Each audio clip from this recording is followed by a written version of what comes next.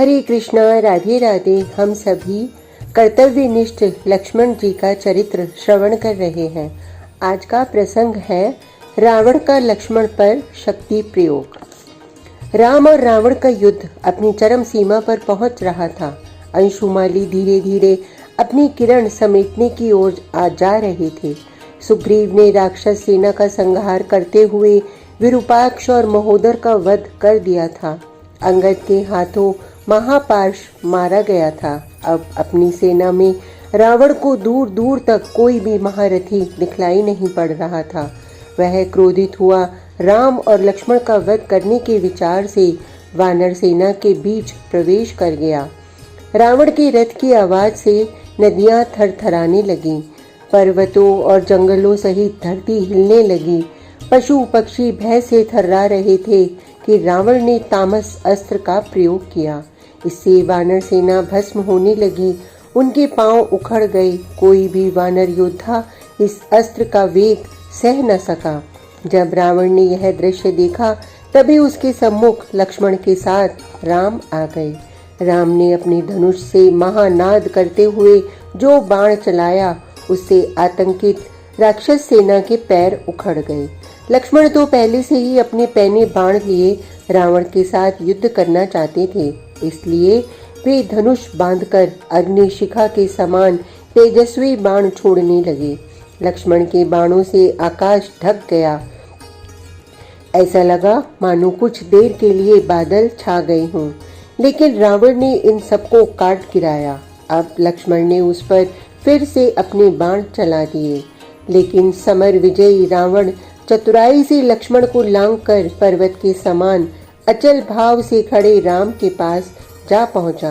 राम ने रावण का मंतव्य समझ लिया और इससे पहले कि वह अपना प्रहार करता, राम ने उस पर रुद्रास्त्र चला दिया।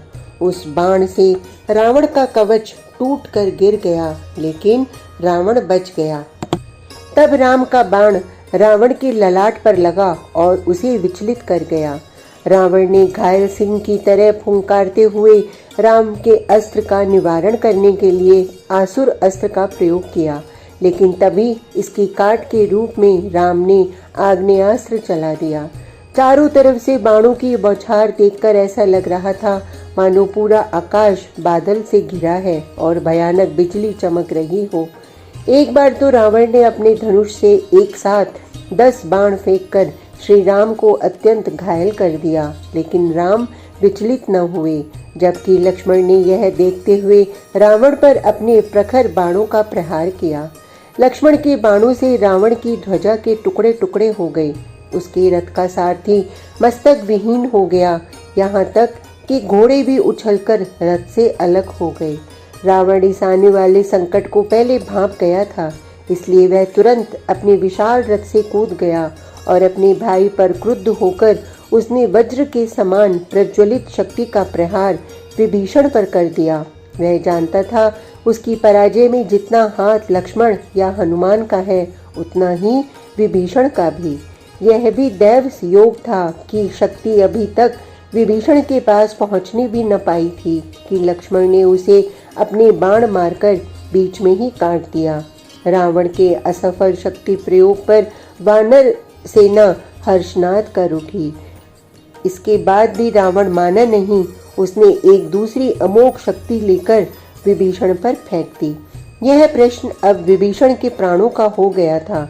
लक्ष्मण के पास इसके काट होते हुए भी इतना समय नहीं था कि वह बाण का संधान कर सकता, क्योंकि उसे यह आशा नहीं थी कि रावण एक शक्ति असफल होने पर दूसरी शक्ति का प्रहार कर देगा। लक्ष्मण क्षत्रिय थे, राम के अनुयायी थे।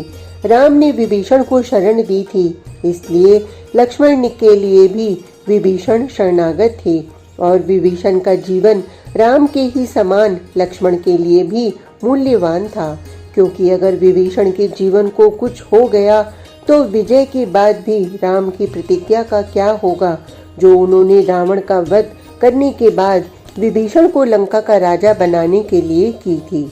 यह सोचते हुए लक्ष्मण के पास समय बहुत कम था और निर्णय तुरंत लेना था, इसमें पल भर की देरी भी विभीषण के प्राण ले सकती थी।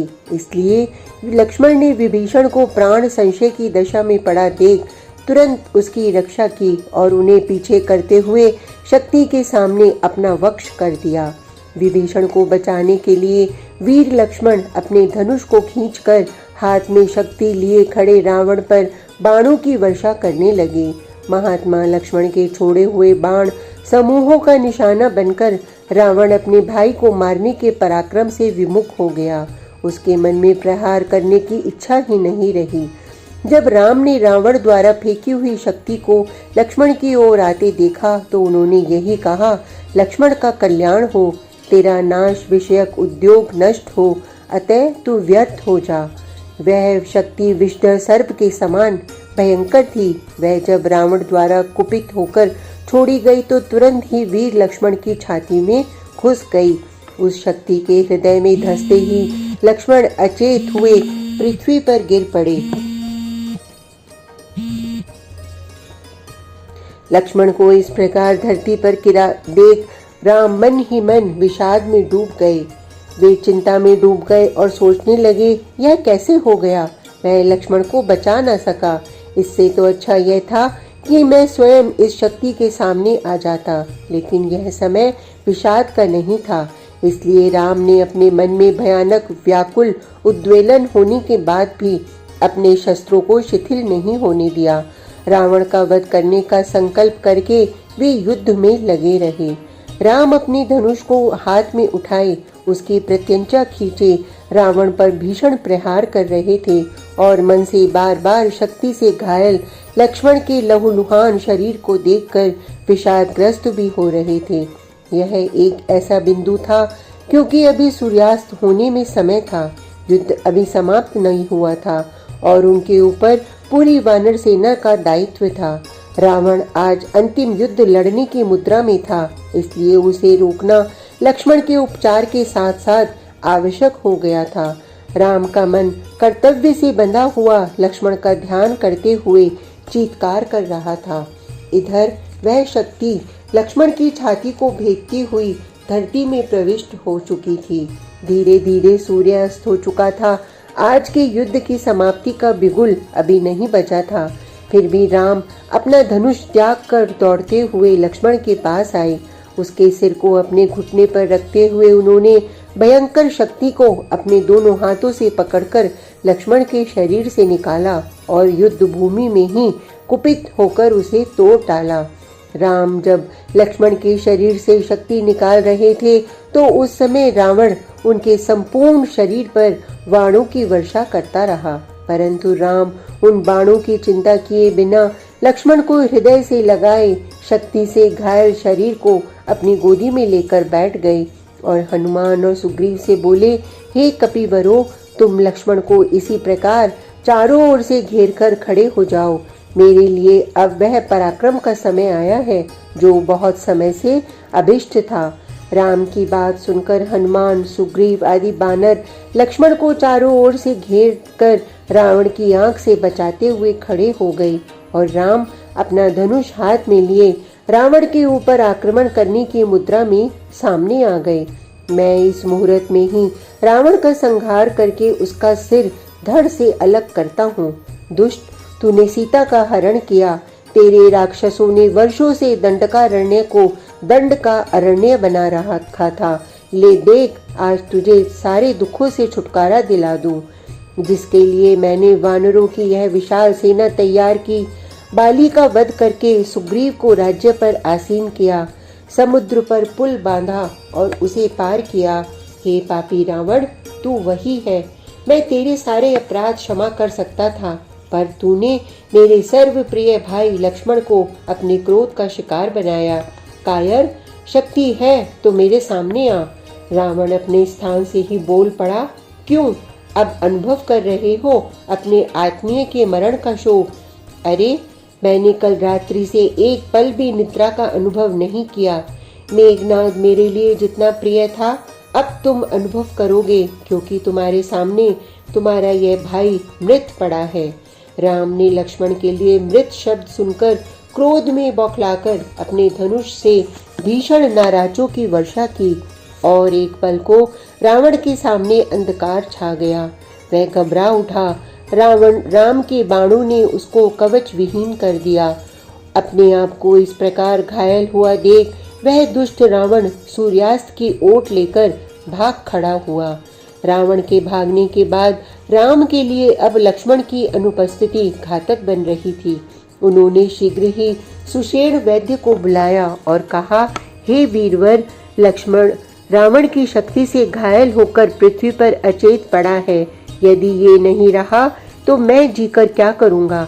आप तो जानते हैं कि सुमित्रा नंदन लक्ष्मण मुझे प्राणों से भी अधिक प्रिय हैं। वास्तव में लक्ष्मण का गौर वर्ण शरीर, खुला हुआ मुख, घुंघराले लटकते हुए घने काले बाल, उभरी हुई नाक, उभरी हुई थोड़ी, पतले पतले होठ, धनुषाकार भौहें, बलिष्ठ बाहें, विराट वक्ष, पुष्ट जांघें और उस पर लहराता हुआ पीतांबर, साक्षात कामदेव की प्रतिमूर्ति उनका भाई लक्ष्मण आज असहाय और अनाथ हुए राम से मुख मोड़ रहा है। हे सुषेण, हमारी माताएं दो अवश्य हैं, लेकिन हम दोनों अभेद हैं। बचपन से ही लक्ष्मण का और मेरा युगल जोड़ी के रूप में साथ रहा है। आज इसको इस दशा में देखकर मेरा पराक्रम मुझे धिक्कार रहा है। धनुष हाथ से खिसकता जा रहा है और नेत्रों की दशा तो तुम देख ही रहे हो। आप शीघ्र ही कोई ऐसा उपाय करें जिससे कि मेरा यह अमूल्य भाई फिर से चैतन्य हो जाए। लक्ष्मण का मुख धीरे धीरे निस्तेज हो रहा था। उसके शरीर में रक्त प्रवाह मंद हो गया था। हृदय की गति भी मध्यम हो रही थी। ऐसा लगता था कि चेतना के सारे चिन्ह धीरे धीरे लुप्त होना चाहते हैं। विभीषण, सुग्रीव, हनुमान, जामवंत, नल, नील सभी लक्ष्मण को घेरे चारों तरफ खड़े थे। लक्ष्मण का सिर श्री राम की जंघा पर रखा था। उनके नेत्र से टपके हुए आंसू लक्ष्मण के शरीर को भिगो रहे थे। जब जब राम की आंख का आंसू लक्ष्मण के कपोल से टकराता तो क्रिया के विपरीत प्रतिक्रिया होती थी और उसे देखकर लगता था कि लक्ष्मण में प्राण अभी शेष हैं। सुषेण ने शीघ्र ही वीरवर हनुमान को संबोधित करते हुए कहा, जाओ वत्स, एक बार फिर तुम्हें वही यात्रा करनी होगी जहाँ पहले तुम्हें जामवंत ने भेजा था। तुम उन्हीं मृत संजीवनी, विशल्य करणी, संधानी और सारवर्ण्य करणी महाऔषधियों को लेकर आओ। पलक झपकने की देर थी। हनुमान राम को प्रणाम करते हुए प्रस्थान कर गए। हनुमान की जाने पर वहां से औषधि लाने में जो समय लगेगा, लेकिन वह जितना भी समय लगेगा वह राम के लिए बड़ा बेकली का समय था। उनके मस्तिष्क में पुराना अतीत एक चित्रलिपि की तरह से घूम रहा था। महर्षि विश्वामित्र के साथ जाते हुए जिज्ञासु लक्ष्मण का प्रश्न पर प्रश्न करना, महर्षि से विवाद करना, हर बात को समझने का प्रयास करना, कितने कुशाग्र थे लक्ष्मण। महाराज जनक के यहाँ सीता स्वयंवर के समय जब उन्हें कुछ सामूहिक पायलों की आवाज आई, उस समय हम प्रातःकालीन भ्रमण के लिए महाराज जनक की पुष्प वाटिका में सौंदर्य निहार रहे थे। लक्ष्मण ने पायलों की सामूहिक झंकार सुनकर मुझसे कहा, देखो भैया, तुम इनमें बिना सूरत देखे बता सकते हो कि कौन सी झनकार राजकुमारी की है और कौन सी उनकी दासियों की। लक्ष्मण ने मुझसे पहली बार ऐसी बात कही थी। मैं क्रोध मिश्रित मुस्कान में उससे बोला, हम यहाँ महर्षि विश्वामित्र के साथ उनकी यज्ञ की रक्षा के लिए आए हैं या पायल की ध्वनि को पहचान करने के लिए? यज्ञ की रक्षा तो हम कर चुके हैं भैया। तो फिर तुम्हें यह क्या सूझा? यह तो मैं बाद में बताऊंगा। पहले आप मेरे प्रश्न का उत्तर दीजिए। मुझे इसकी कोई पहचान नहीं है, मैंने झुंझलाते हुए कहा, क्योंकि मैं स्वभाव से संकोची था। उस पायल की पहचान करने की इच्छा और उसके अनुरूप मूर्ति देखने की इच्छा तो मेरी भी थी, किंतु एक ओर तो गुरु का संकोच जो पीछे ही कुछ दूरी पर प्रातःकालीन संध्या में मग्न थे, और दूसरा मैं लक्ष्मण से बड़ा था, इसलिए मेरे मन के उत्साह को उस पर प्रकट करना नहीं चाहता था।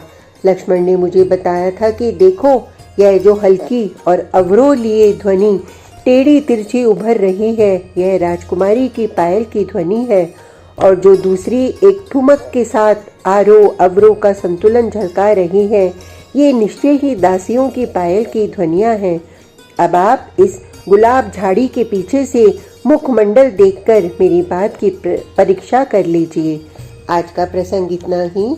कल तक के लिए हरे कृष्णा, राधे राधे।